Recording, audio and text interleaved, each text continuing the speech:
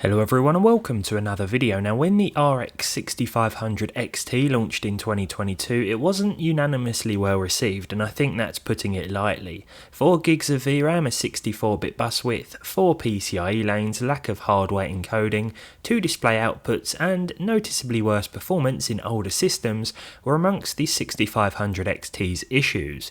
This entry-level card, designed to combat the graphics card shortage by being as unappealing to crypto miners as possible, wasn't that appealing to gamers either, but it existed and it could play games.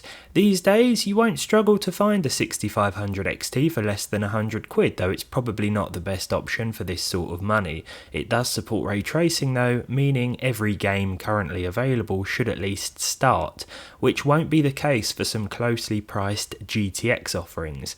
We've featured it a few times here on the channel, usually in comparisons, but I thought I'd give it its own spotlight today to see how it's holding up. Apparently there are 1 or 2 8GB models around, but they seem non-existent, so you're almost certainly going to end up with a 4GB card if you go looking for one of these. My 6500 XT is running in best case scenario mode today, meaning it's paired with an i7-12700F and 32 gigs of RAM as part of a PCIe 4.0 system. Because of the 4 PCIe lanes, this card will run noticeably worse in an older PCIe 3.0 machine, so bear that in mind if you're using an older processor or motherboard. But let's see the 4GB 6500 XT in action with some modern titles.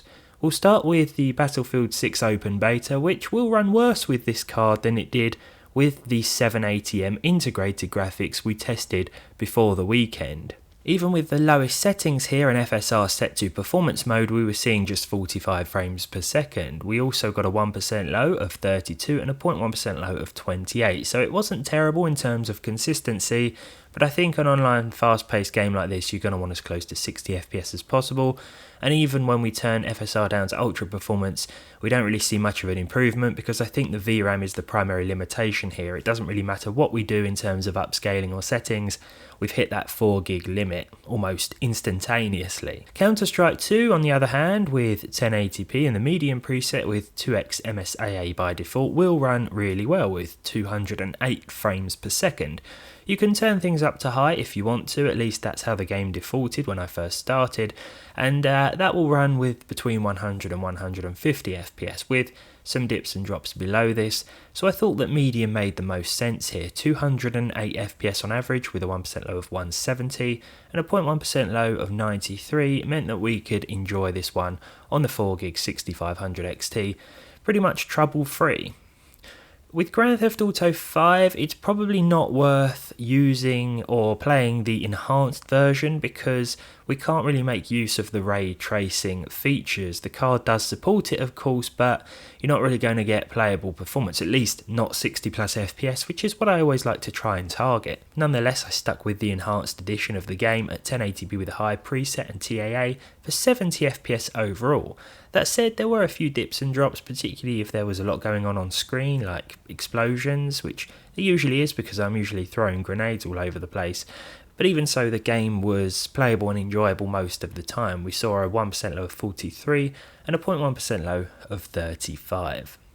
Helldivers 2 surprised me with the lowest settings and AA on with no upscaling at all. We saw at least 70 frames per second, well, just about. We got 71 FPS with a 1% low of 63 and a 0.1% low of 59. So yeah, pretty good experience here. The game doesn't look too bad either. I'm sure performance will vary depending on what you're doing, what planet you're playing on and what's going on screen. But for my test here, well, Helldivers 2 ran pretty well on the 6500 XT. Kingdom Come Deliverance 2 up next, one of my favourites here with 1080p in the low preset. I didn't even bother turning the textures up like I might do with cards that have more VRAM, even if I'm limited to the low preset for performance reasons.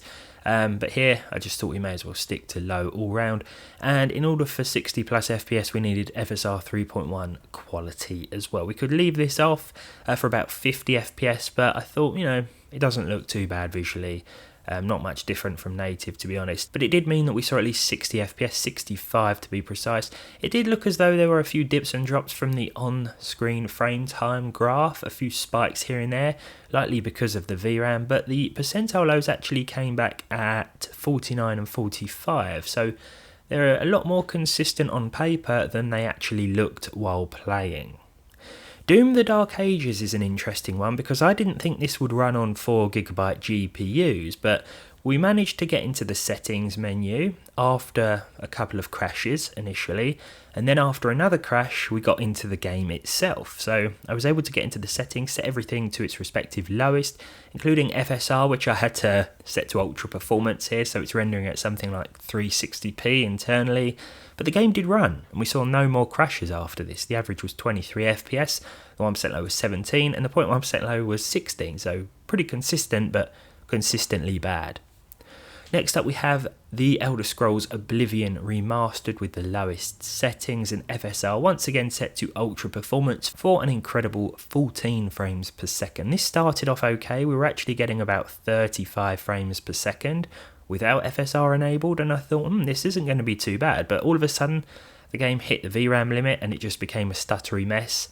Clair Obscur Expedition 33 up next, lowest settings of course once again, this time with TSR enabled and set to 50% scaling for a surprising plus 40 frames per second. At 50% scaling it doesn't look too horrible, there will be a few dips and drops below 30 frames per second. I think up here on the roofs was the more intensive part of the gameplay session today. I eventually made it down to the floor and performance picked up a little bit, which was surprising. I thought it was going to go the other way, but yeah, 42 FPS overall, 1% low of 27, 0.1% low of 13, so it was playable, not at 60 FPS of course. We couldn't really do anything to hit 60 frames per second, even turning the TSR scaling down to the minimum of 30% didn't do the trick. When it comes to Cyberpunk 2077, interestingly we didn't need any FSR, but having said that it was quite a juddery experience because of the VRAM once again. So the average was 60 frames per second, the 1% low was 34 and the 0.1% low was 31. So as you're playing you could feel a few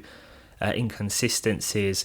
It just feels a bit sort of jumpy as you're playing this one. It's not too bad, there are some areas that feel better than others to be honest, but I'm surprised to see that 60 FPS average overall. We'll finalise then with Red Dead Redemption 2, a slightly older title now, and this is reflected in the performance with the high textures and isotropic filtering set to X16, the geometry LOD maxed out, the grass LOD set to 2 out of 10, everything else at lowest and TAA set to medium. We saw 78 frames per second, but again, if we look at those percentile lows, this does indicate some issues here, and if we look at the frame time graph, you can see it's pretty much up and down constantly, meaning that it did feel a little bit juddery to play. It wasn't the smoothest feeling experience, but it did run with at least 60 FPS and it looked pretty good. There we are, 10 games tested with 2022's weakest or potentially cheapest card, but the market was all over the place, so I can't say that definitively. These days, is it worth buying? Well, I have seen Nvidia's 2060 for similar money, and that's going to wipe the floor with this thing, but it depends on where you live and what the prices are like. But in my opinion, I'd avoid 4GB GPUs anyway in 2025, and that includes the 1650 and 1650 Super, which use PCIe 3.0 X16. They're just going to be held back, unfortunately, by that VRAM in most modern instances. But it depends on what you're playing. If you're playing GTA 5 and CS2, then a 1650 or even this is still going to be okay. But there we are. Thanks for watching. Let me know your thoughts on this card in 2025, whether or not you've actually owned one and you bought one perhaps during the shortage a couple of years ago. Subscribe to the channel if you haven't done so already and you want to, of course. And hopefully I'll see all of you in the next one.